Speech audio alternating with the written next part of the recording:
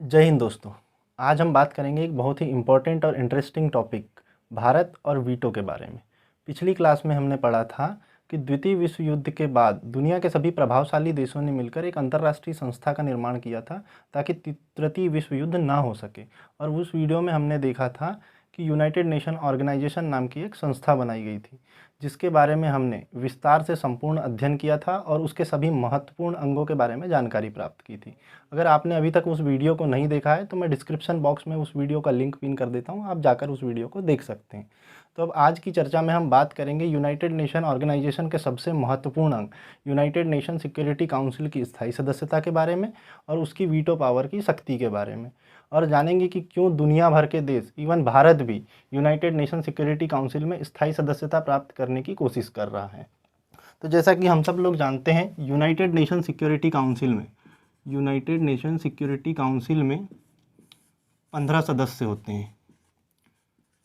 15 सदस्य होते हैं और इसमें से 5 सदस्य स्थायी सदस्य होते हैं, 5 स्थायी सदस्य,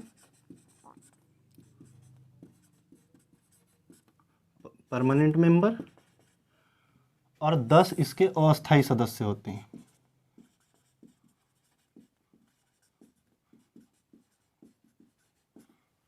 पांच स्थायी सदस्यों में है ब्रिटेन, अमेरिका, रूस, फ्रांस और चीन।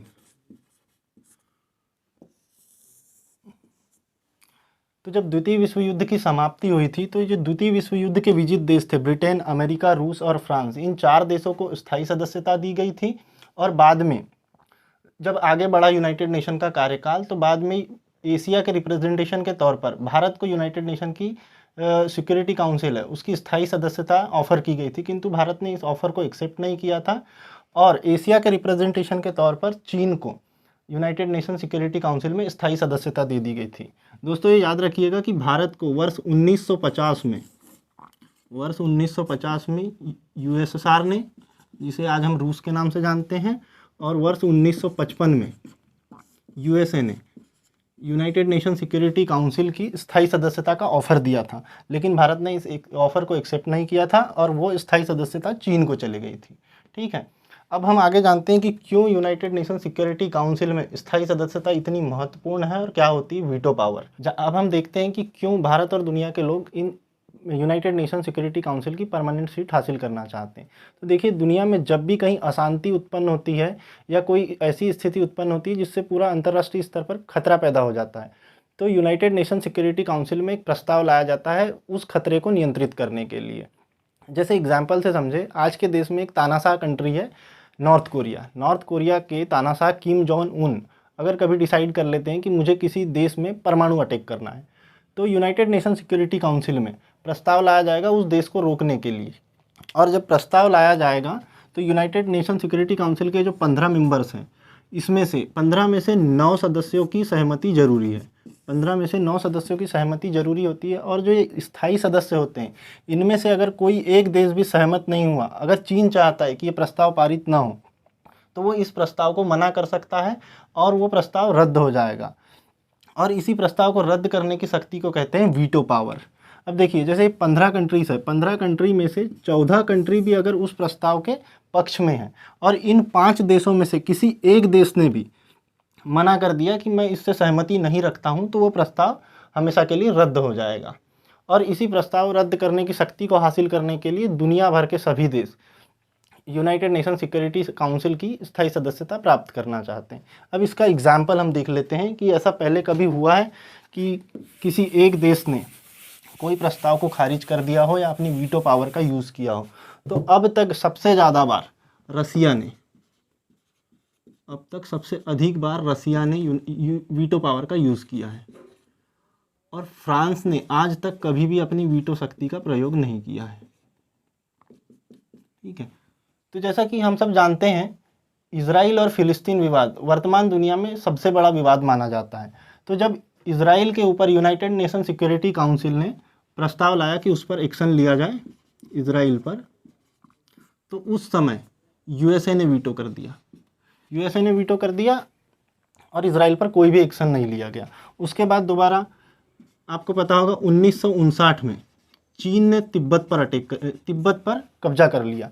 जब चीन ने तिब्बत पर कब्जा किया तो फिर से उसके खिलाफ यूनाइटेड नेशन सिक्योरिटी काउंसिल में एक प्रस्ताव लाया गया कि चीन पर कोई एक्शन लिया जाए और तिब्बत की रक्षा की जाए। तो चीन स्वयं स्थायी सदस्य था, तो इसने अपने खिलाफ वीटो दे दिया, तो इस पर भी कोई एक्शन नहीं हुआ। जैसे भारत और कश्मीर वाले मुद्दे पर भारत पर कार्रवाई करने के लिए भी यूनाइटेड नेशन सिक्योरिटी काउंसिल में प्रस्ताव लाया गया था, किंतु हमारा जो मित्र राष्ट्र है रसिया, उसने भारत के पक्ष में वीटो कर दिया और भारत पर कोई एक्शन नहीं लिया जा सका। तो इतनी पावरफुल होती है वीटो, इसीलिए भारत चाहता है कि हमें भी वीटो पावर दी जाए और हमको भी यूनाइटेड नेशन सिक्योरिटी काउंसिल का स्थायी सदस्य बनाया जाए। पर दुनिया में और भी देश है जो स्थायी सदस्यता और वीटो पावर की दावेदारी करते हैं, और दुनिया में कुल ऐसे 4 देश है जो वर्तमान में स्थायी सदस्यता की दावेदारी कर रहे हैं, जिन्हें G4 कंट्रीज़ के नाम से जाना जाता है। G4 countries. तो अब हम जानते हैं कि इस G4 कंट्रीज़ में कौन कौन से देश है। तो G4 कंट्रीज़ में सबसे पहला देश है भारत, दूसरा है जापान, तीसरा है जर्मनी और चौथा है ब्राज़ील। ये देश है जो चाहते हैं कि इन्हें यूनाइटेड नेशन सिक्योरिटी काउंसिल की स्थायी सदस्यता दी जाए। पर इनको स्थायी सदस्यता नहीं दी जाने के पीछे सबसे बड़ा कारण है एक और इनका विरोधी ग्रुप, जिसे जाना जाता है UFC के नाम से। UFC के नाम से, इसका फुल फॉर्म होता है यूनाइटेड फॉर कंसेंसस। ठीक है, तो इसमें भी 4 देश है जो ये चाहते हैं कि इन 4 देशों को स्थायी सदस्यता या वीटो पावर न दी जाए। और इसमें पहला देश है पाकिस्तान, जो दुनिया भर में हमेशा रोना ही रोते रहता है। और इसका सबसे बड़ा दुख ये है कि अगर भारत को यूनाइटेड नेशन सिक्योरिटी काउंसिल की स्थायी सदस्यता दे दी जाएगी तो जो एक कश्मीर मुद्दे पर दुनिया भर में राग अलापता है तो ये इसका बंद हो जाएगा, और दुनिया भर से कश्मीर मुद्दे पर इसको जो फंड आता है वो फंड मिलना बंद हो जाएगा। क्योंकि जब भी भारत को वीटो पावर या यूनाइटेड नेशन सिक्योरिटी काउंसिल की स्थायी सदस्यता मिलेगी, वो इसका प्रयोग करके सबसे पहले कश्मीर मुद्दे को सुलझाएगा। इसीलिए पाकिस्तान चाहता है कि भारत को स्थायी सदस्य न बनाया जाए। अब जापान के विपक्ष में जापान का ही एक पड़ोसी है साउथ कोरिया। साउथ कोरिया चाहता है कि जापान को वीटो पावर न दी जाए, क्योंकि अगर जापान को वीटो पावर दे दी जाएगी तो जो हमारा एशिया महाद्वीप है, तो एशिया महाद्वीप से रूस, जापान, भारत और चीन, ये 4 देश स्थायी सदस्य हो जाएंगे। इसके बाद इसकी स्थायी सदस्यता की उम्मीद पूरी तरीके से ख़त्म हो जाएगी। ठीक है, अब जर्मनी के खिलाफ एक देश है इटली, जो चाहता है कि जर्मनी को स्थायी सदस्यता न दी जाए। अब इसके विरोध करने का सबसे बड़ा कारण ये है कि जब सेकेंड वर्ल्ड वॉर हुआ था तो जर्मनी और इटली ये दोनों देश एक साथ हारे थे। यानी सेकेंड वर्ल्ड वॉर में जो सबसे ज़्यादा पिटाए गए थे वो यही 2 देश थे। तो इटली चाहता है कि भाई हम भी बर्बाद हैं तो तुम भी बर्बाद रहो, तो इसीलिए ये चाहता है कि जर्मनी को वीटो पावर न मिले। अब ब्राज़ील के अगेंस्ट में आता है अर्जेंटीना। ये दोनों पड़ोसी देश है और इनके अपने कुछ सीमा विवाद चलते हैं। इस कारण से अर्जेंटीना ब्राज़ील की यूनाइटेड नेशन में स्थायी सदस्यता की जो मांग है उसको खारिज करता है। तो हमने देख लिया ये 4 देश। अब इसमें भारत कहता है भाई इन चारों को नहीं देते हो तो मत दो, पर मैं सबसे ज़्यादा एलिजिबल हूँ, मुझे दे दो। तो भारत की एलिजिबिलिटी के क्या कारण है और भारत कौन से दावे पेश करता है यूनाइटेड नेशन के सामने जिसके कारण उसे इसकी स्थायी सदस्यता दी जानी चाहिए। तो भारत की दावेदारी,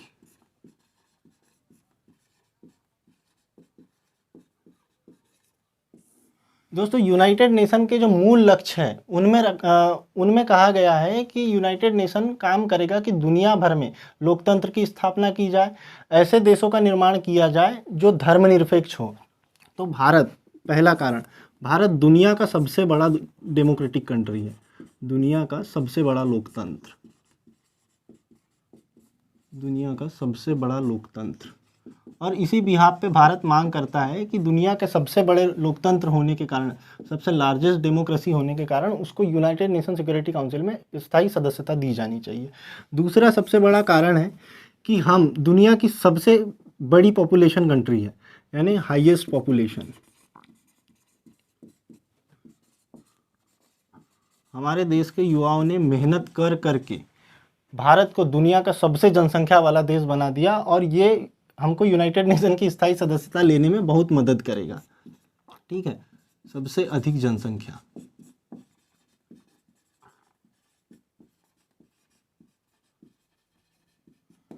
तीसरा और सबसे महत्वपूर्ण कारण है फास्टेस्ट ग्रोइंग इकोनॉमी, यानी उभरती हुई सबसे तेजी से उभरती हुई अर्थव्यवस्था। तेजी से उभरती अर्थव्यवस्था है भारत।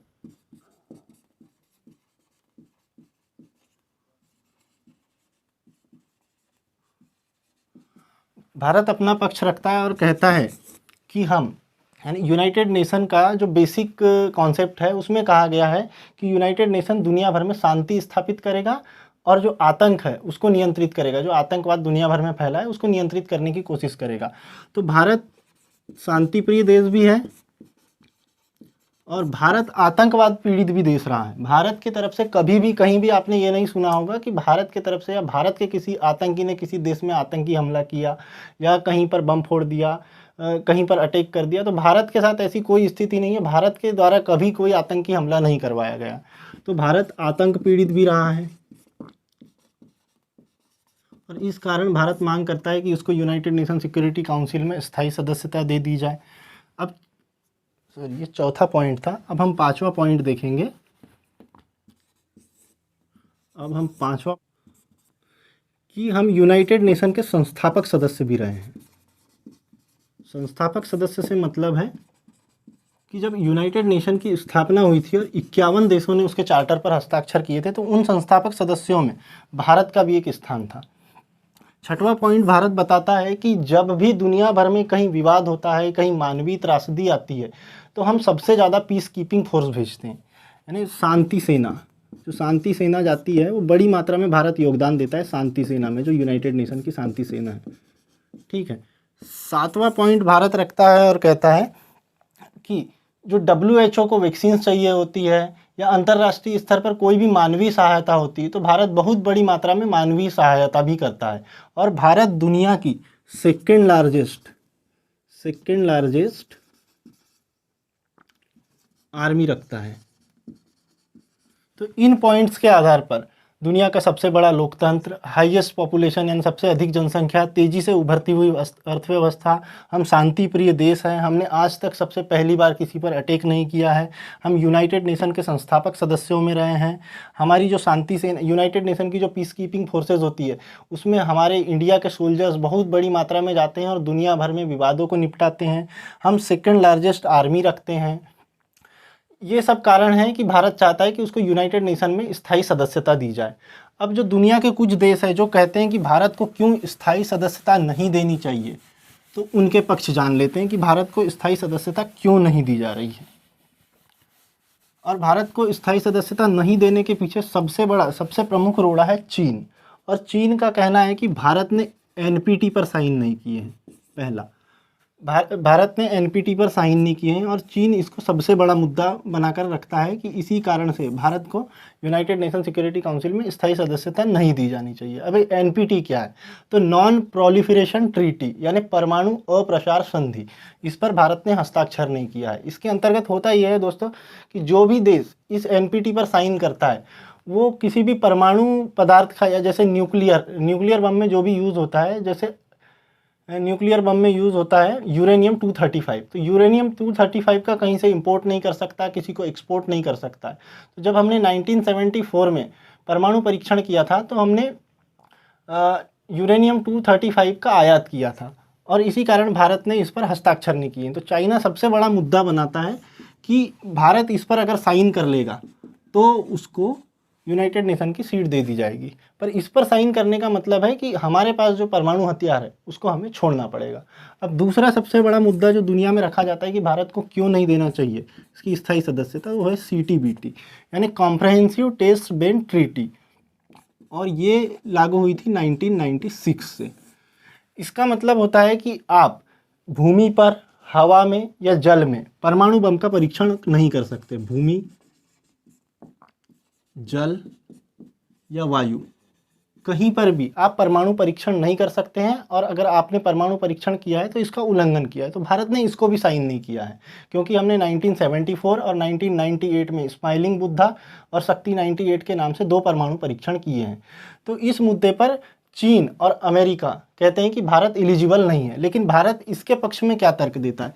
भारत कहता है कि हम एनपीटी पर साइन तो नहीं किए हैं, हम परमाणु बम रखे हैं, पर हमने एक नीति अपनाए हैं कि no first use, no first use, हम ओनली रिटेलिएट करेंगे, यानी हम कभी भी किसी भी देश पर सबसे पहले परमाणु अटैक नहीं करेंगे।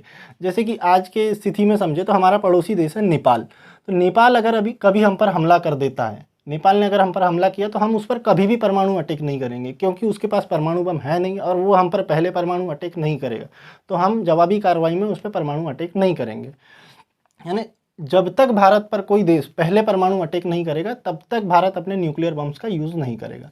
अब दूसरा है कॉम्प्रिहेंसिव टेस्ट बैंड ट्रीटी, तो इसके विपक्ष में भारत जवाब देता है। इसने कहा है कि भूमि पर, जल पे या वायु में आप परमाणु परीक्षण नहीं कर सकते। लेकिन जब 1998 में पोखरण, राजस्थान के पोखरण में परमाणु परीक्षण किया गया था तो वो ज़मीन के अंदर किया गया था, और भारत का कहना है कि हमने ना तो भूमि पर किया, ना जल में किया, ना वायु में किया, तो हम इसलिए हम एलिजिबल है कि हमको सदस्यता दी जाए।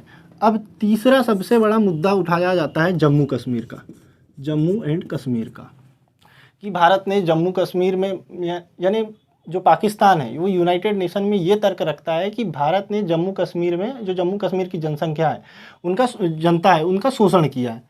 तो इसके लिए 1950 में यूनाइटेड नेशन ने एक डिक्सन कमीशन को भारत भेजा था, डिक्सन कमीशन।